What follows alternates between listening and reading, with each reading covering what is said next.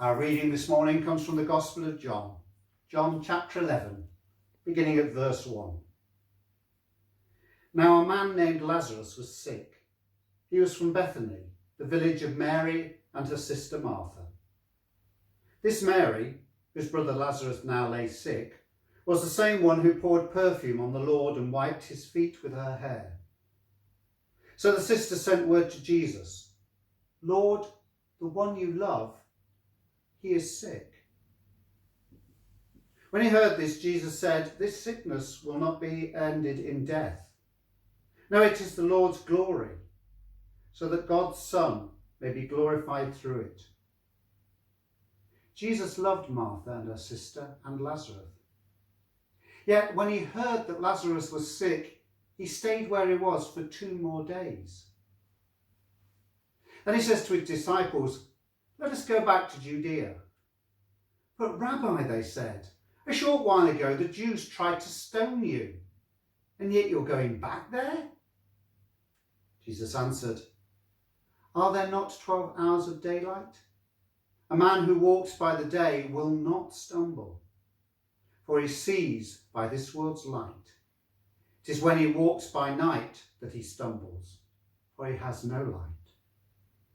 After he had said this, he went on to tell them, "Our friend Lazarus has fallen asleep, but I'm going there to wake him up." His disciples replied, "Lord, if he's asleep, he will get better." Jesus had been speaking of his death, but his disciples thought he meant a natural sleep. So when he told them plainly, "Lazarus is dead, and for your sake I am glad I was not there, so that you may believe. But let us go to him."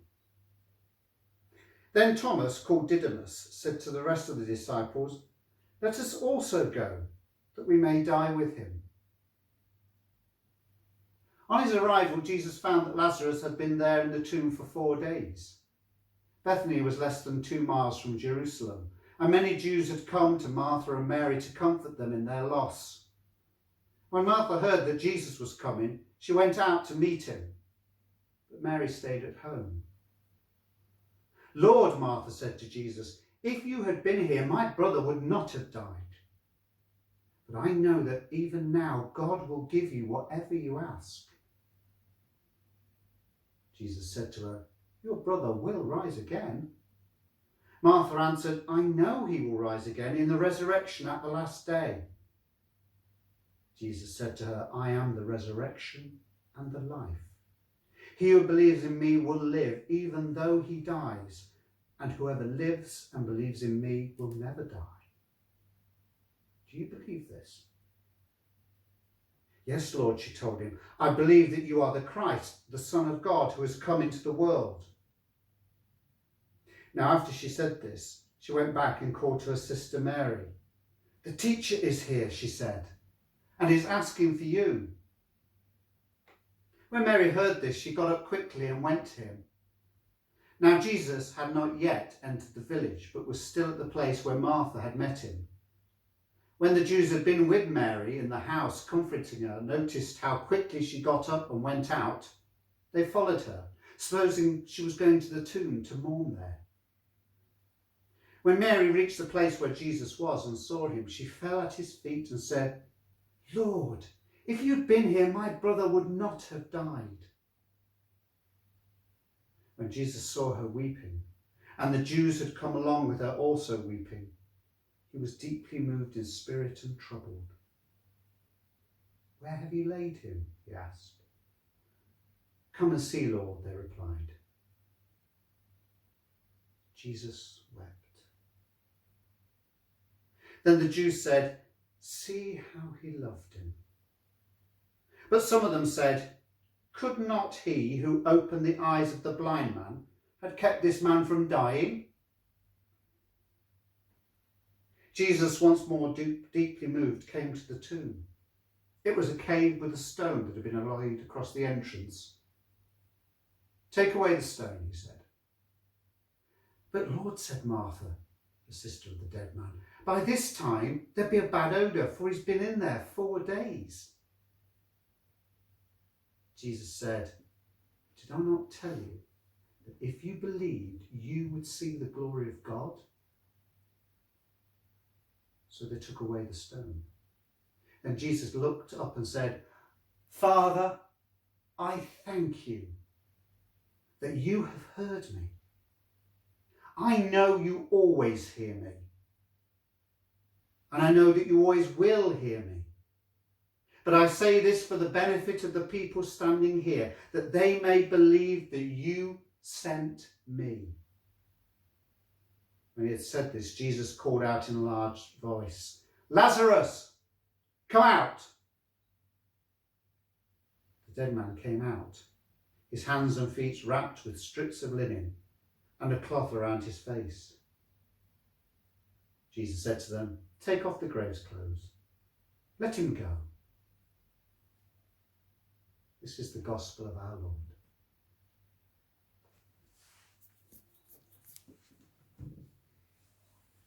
Over Lent, we've had amazing encounters.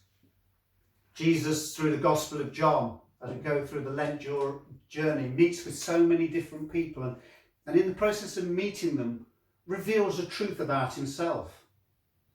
On the second Sunday in Lent, we meet Nicodemus, who sneaks in to meet Jesus at night. Being a Pharisee, he doesn't want anyone to know that he's meeting with Christ.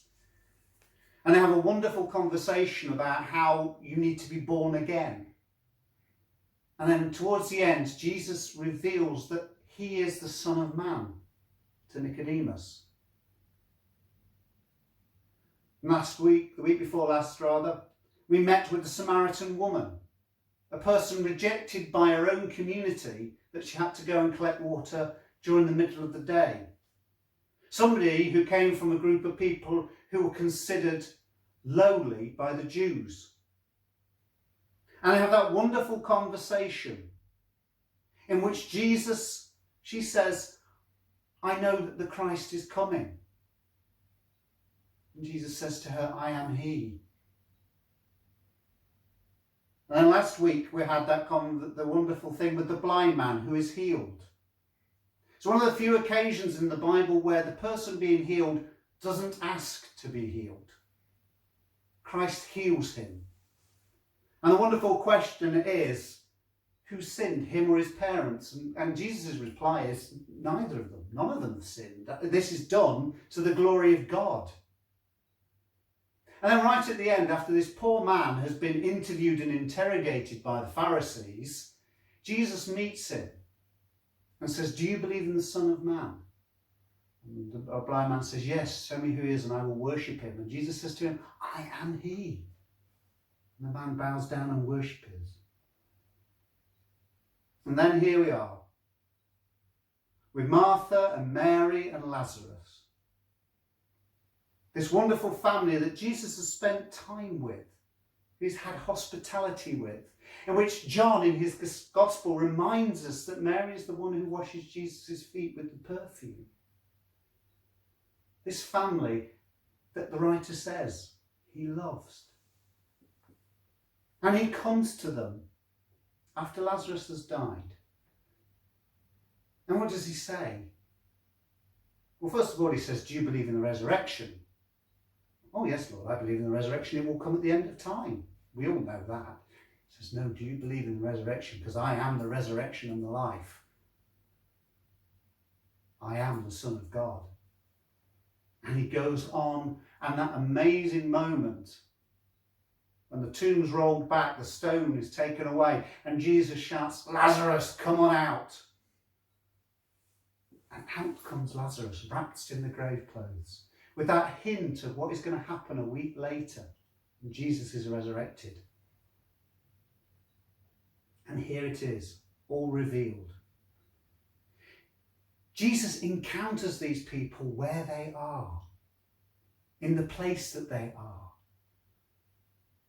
Whether it's Nicodemus the Pharisee, who's frightened that others would see that he's believing in Jesus. Whether it's the Samaritan woman rejected by her home community, he meets her. Whether it's the blind man who sat at the gate, he meets them.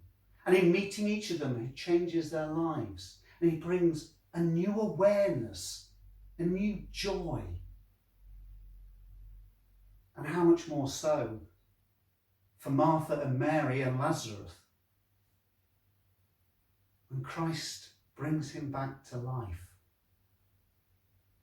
He meets people where they are, but leaves them changed, renewed and rebuilt. And for us at this time, I think this is something we need, to realise that Christ, even here and now, will come and meet us and change us. He'll come and walk in and say to us, I am the Son of Man. I am the Son of God.